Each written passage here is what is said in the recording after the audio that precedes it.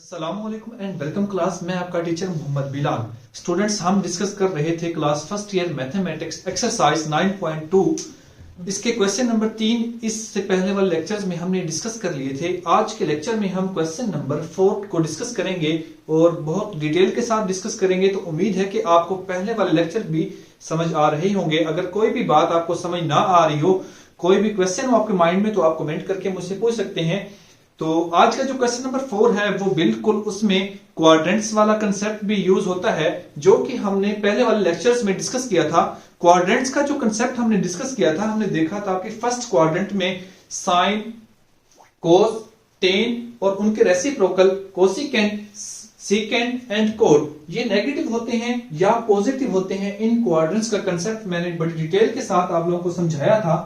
तो आज जो एक और कंसेप्ट है वो भी मैं आपको समझाऊंगा इंशाल्लाह, और बहुत अच्छे तरीके से समझाऊंगा। वो भी जितनी भी ट्रिग्नोमेट्री है ये उसके अंदर यूटिलाइज होता है।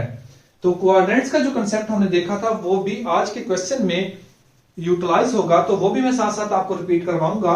तो आज हम सबसे पहले देखेंगे, तो हमारे पास एक ट्राइंगल होती है। तो सबसे पहले तो हमें पता होना चाहिए कि टोटल ट्रिग्नोमेट्रिक फंक्शन हमारे पास होते कितने हैं। टोटल ट्रिग्नोमेट्रिक फंक्शन जो हमारे पास स्टूडेंट्स होते हैं वो होते हैं 6।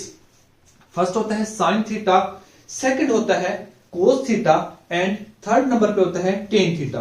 और इनके रेसिप्रोकल्स की बात की जाए, जैसा कि साइन का रेसिप्रोकल होता है कोसिकेंट थीटा और कोस का रेसिप्रोकल होता है सीकेंट थीटा एंड टेन का रेसिप्रोकल होता है कोट थीटा।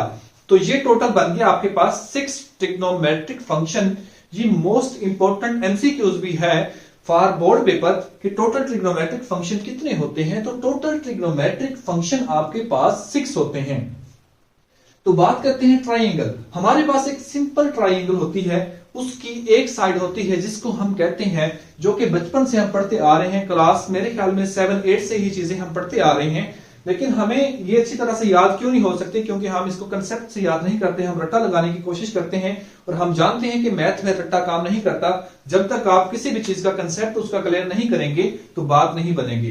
तो बात है जी, परपेंडिकुलर एक साइड होती है और एक होती है हाइपोटेनियस और एक होती है बेस। अब जैसे कि हमारे पास टोटल ट्रिग्नोमेट्रिक फंक्शन 6 हैं। अब हमने देखना है कि हम जैसे कि साइन किसके इक्वल होता है, कोस किसके इक्वल होता है, फिर हमने देखना है कि टेन किसके इक्वल होता है, फिर हमने देखना है कि इनके रेसिप्रोकल किसके इक्वल होते हैं। और ये इनको हमने किस तरह से याद करना है, वही चीजें मैं आपको बताने वाला हूं। सबसे पहले बात आती है साइन थीटा की। साइन थीटा जो आपके पास होता है वो होता है परपेंडिकुलर ओवर हाइपोटेनियस। उसके बाद बात की जाए कोस थीटा की, तो कोस थीटा आपके पास स्टूडेंट्स होता है बेस ओवर हाइपोटेनियस। और नंबर 3 पे बात आती है टेन थीटा की। तो टेन थीटा आपके पास होता है परपेंडिकुलर ओवर बेस, और इनके जो रेसिप्रोकल्स हैं कोसिकेंट थीटा, सीकेंट थीटा और कोट थीटा, वो उसके क्या हो जाएंगे, उल्ट हो जाएंगे। अब मसला ये कि हमने इनको कैसे याद रखना है कि परपेंडिकुलर और हाइपोटेनियस क्या होता है, बेस और हाइपोटेनियस क्या होता है, और परपेंडिकुलर और बेस क्या, वो क्या चीज होती है। तो इनको याद करने के लिए मैंने एक सेंटेंस यहां पे लिखा है। तो अगर आप ये एक सेंटेंस याद कर लेंगे तो पूरी ट्रिग्नोमेट्री के अंदर ये आपके पास काम आएंगे। जहां भी आप इनके फंक्शन पढ़ेंगे, फिजिक्स के अंदर भी ये चीजें यूटिलाइज होती हैं, केमिस्ट्री के अंदर भी कहीं कहीं यूटिलाइज होती हैं, और उसके बाद मैथ के अंदर तो हर जगह पे ये चीजें यूटिलाइज होती हैं। तो आपको एक मैं फिक्रा बता रहा हूं, एक सेंटेंस बता रहा हूं। जैसा कि हमारे पास है साइन थीटा यानी कि परपेंडिकुलर ओवर बेस। तो ये देखिए मैंने एक सेंटेंस लिखा है सम पीपल। यहां से हम स्टार्ट करें, सम यानी कि एस सम से स्टार्ट हो रहा है, और इधर साइन यानी कि एस से स्टार्ट हो रहा है। तो यानी कि सम पीपल, अगर पीपल पी से स्टार्ट हो रहा है तो ये आ जाएगा परपेंडिकुलर, यानी कि यहां भी ये पी परपेंडिकुलर से स्टार्ट हो रहा है। तो आगे है हैव, यानी कि ये हैव एच से स्टार्ट हो रहा है, और यहां हाइपोटेनियस किससे स्टार्ट हो रहा है, एच से स्टार्ट हो रहा है, यानी कि सम पीपल हैव। ये हमारा यानी कि पहला क्लियर हो गया। उसके बाद बात आती है नंबर 2 पे कोस की। तो आगे है कर्ली ब्राउन हेयर। कर्ली में यानी कि कोस, और ब्राउन यानी कि बी से स्टार्ट हो रहा है, तो आगे भी बेस यानी कि बेस भी बी से स्टार्ट होती है। तो उसके बाद है हेयर, हेयर यानी कि एच से स्टार्ट होता है, तो एच यानी कि हाइपोटेनियस, हाइपोटेनियस भी आपके पास एच से ही स्टार्ट होती है। आगे है थ्रो, थ्रो टी से स्टार्ट होता है। तो हमारे पास जो टेन है वो भी ऑब्वियसली बात है टी से ही स्टार्ट होता है। तो आगे है प्रॉपर, प्रॉपर यानी कि पी P से परपेंडिकुलर होता है, तो हमने परपेंडिकुलर लिख दिया। और आगे है प्रॉपर ब्रशिंग। ब्रशिंग यानी क्या होता है, B से स्टार्ट हो रहा है, तो हमारे पास बेस भी B से स्टार्ट होती है। तो हम याद करेंगे some people have curly brown hairs through proper brushing. अगर ये एक सेंटेंस हम यूटिलाइज इनके जहन में रखेंगे और इसके ऊपर यूटिलाइज करेंगे, तो आपके पास ये तीनों के तीनों फंक्शन याद हो जाएंगे। और जो बाकी तीनों है वो इसके रेसिप्रोकल हैं, यानी कि अगर आपको साइन याद हो जाता है तो कोसिकेंट तो आपके लिए बिल्कुल आसान है, क्योंकि कोसिकेंट क्या होता है, साइन का रेसिप्रोकल होता है। अगर साइन आपके पास है परपेंडिकुलर और हाइपोटेन्यूज, तो कोसिकेंट आपके पास हो जाएगा हाइपोटेन्यूज ओवर परपेंडिकुलर। इसी तरह कोस अगर आपके पास है बेस ओवर हाइपोटेन्यूज, तो सीकेंट आपके पास क्या हो जाएगा, हाइपोटेन्यूज ओवर बेस। टेन आपके पास है परपेंडिकुलर ओवर बेस, तो आपके पास कोट क्या हो जाएगा, कोट आपके पास हो जाएगा बेस ओवर हाइपोटेन्यूज।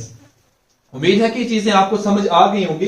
तो आज का जो क्वेश्चन नंबर 4 है वो बिल्कुल इसी चीज पे बेस करता है। अगर ये चीजें आपको आएंगी तो क्वेश्चन नंबर 4 बिल्कुल इंतहाई आसान है, कोई मुश्किल नहीं है। लेकिन ये लॉन्ग के हवाले से बहुत इंपॉर्टेंट क्वेश्चन है, यहीं से अक्सर लॉन्ग क्वेश्चन आ जाते होते हैं, तो आपने इनको अच्छे तरीके से करना है। और एक बात मैं हमेशा कहता होता हूं कि जब तक आप प्रैक्टिस नहीं करेंगे तब तक मैथ आपकी दोस्त नहीं बनेगी। अगर मैथ को आपने अपना दोस्त बनाना है तो सिर्फ एक चीज का ख्याल रखना होगा, वो है प्रैक्टिस। जब तक प्रैक्टिस नहीं करेंगे तो तब तक तो ये आपको नहीं आएगी, क्योंकि आप वैसे भी जानते हैं कि हम जिस चीज को जितना टाइम देते हैं वो चीज भी हमें उतनी आगे से वफा देती है। तो आप जितना इसको टाइम देंगे ये आपके पास यानी कि आपको उतनी ही आप यानी कि लुटा के आपको वफा देगी, जितनी प्रैक्टिस करेंगे उतनी ज्यादा आपको आएगी। तो चलते हैं क्वेश्चन नंबर 4 की तरफ। क्वेश्चन नंबर 4 है स्टूडेंट्स हमारे पास, उसने कहा जी sine theta is equal to 12/13, और वो कह रहा है कि बाकी रिमेनिंग ट्रिग्नोमेट्रिक फंक्शन फाइंड करें। यानी कि टोटल ट्रिग्नोमेट्रिक फंक्शन हमारे पास 6 होते हैं, तो लेकिन उसने क्या किया है, उसने हमें सिर्फ एक ट्रिग्नोमेट्रिक फंक्शन दिया है और उसने कहा जी बाकी ट्रिग्नोमेट्रिक फंक्शन क्या करें, फाइंड करें। तो वो कैसे फाइंड करेंगे, यानी कि उसकी स्टेटमेंट भी यही है, sine theta is equal to 12/13, find the remaining trigonometric function. तो हम कैसे फाइंड करेंगे, हम जानते हैं कि इस क्वेश्चन को करने के 2 मेथड हैं। आज के लेक्चर में हम एक मेथड डिस्कस करेंगे और नेक्स्ट लेक्चर में इसका सेकंड मेथड डिस्कस करेंगे। आपको जो भी मेथड इजी लगे आप उस मेथड को अडॉप्ट कर सकते हैं। मेथड वैसे ये भी बहुत इजी है और उससे जो सेकंड करवाऊंगा वो भी बहुत इजी है, लेकिन आप दोनों मेथड को अच्छे तरीके से समझेंगे, जो भी आपको आसान लगे उस तरीके से आप क्वेश्चन कर सकते हैं। ठीक है, तो आज का जो मेथड है इसमें हम यूज करेंगे पाइथागोरस थ्योरम, यानी कि हमने 8th क्लास में पढ़ा था कि पाइथागोरस थ्योरम आपके पास क्या होता है। तो क्वेश्चन है जी sine theta is equal to 12/13 and theta is in first quadrant. अब देखिए इसने एक शर्त रख दी है यहां पे, मैंने कहा था ना कि आपको कि ये क्वाड्रेंट्स वाले कंसेप्ट यूटिलाइज होंगे आगे, तो वही बात उसने कर दी। क्या वो कहता है जी theta is in first quadrant. अब इसका क्या मतलब है, इसका मतलब ये है बेटा, मैं आपको बताता हूं कि theta is in first quadrant, इसका मतलब ये होगा कि आपने बताना है कि थीटा जब हम फाइंड कर लेंगे, sine theta, cos theta, tan theta, cosecant theta, secant theta and cot theta, तो उसके साथ हम नेगेटिव लगाएंगे या पॉजिटिव लगाएंगे, ये चीज डिसाइड करने के लिए उसने हमें कंडीशन दे दी है कि थीटा कौन से क्वाड्रेंट में है, थीटा फर्स्ट क्वाड्रेंट में है। लेकिन हम जानते हैं कि फर्स्ट क्वाड्रेंट में all trigonometric function are positive. ठीक है, तो हम क्या करेंगे, ये तो हमें इस बात से पता चल गया कि इसमें जो भी आंसर आएगा वो पॉजिटिव ही आएगा। तो बाकी क्वेश्चन में भी जिस तरह कंडीशन होगी तो उसके मुताबिक हम करेंगे क्वेश्चन। तो बात है जी sine theta is equal to 12/13। ठीक है, अब हम जानते हैं कि साइन थीटा किसके इक्वल होता है, साइन थीटा होता है परपेंडिकुलर ओवर हाइपोटेन्यूज, यानी कि जो 12 है हमारे पास वो क्या है, परपेंडिकुलर है, और 13 क्या है, हाइपोटेन्यूज है। तो हमारे पास एक ट्राइंगल होती है जो इसकी एक बेस होती है, एक परपेंडिकुलर होता है और एक हाइपोटेन्यूज होती है। तो हम देखें, हम जानते हैं कि इसका हाइपोटेन्यूज कितना है, 13 है, और परपेंडिकुलर कितना है, 12 है। तो हमने फाइंड क्या करनी है, बेस फाइंड करनी है। हमें पाइथागोरस थ्योरम ये बताता है कि अगर आपके पास 2 साइड गिवन हो, अगर आपने तीसरी फाइंड करनी हो तो आप पाइथागोरस थ्योरम से फाइंड कर सकते हैं।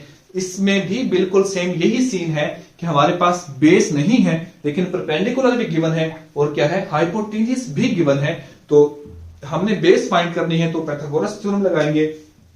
हम लिखेंगे according to the Pythagoras theorem. हम जानते हैं कि हाइपोटेन्यूज का square is equal to perpendicular का स्क्वायर प्लस बेस का स्क्वायर। लेकिन हमें फाइंड क्या करना है, बेस फाइंड करना है। जब हम इस परपेंडिकुलर को इक्वेशन की इस तरफ लेके आएंगे, ये बन जाएगा हाइपोटेनियस माइनस परपेंडिकुलर।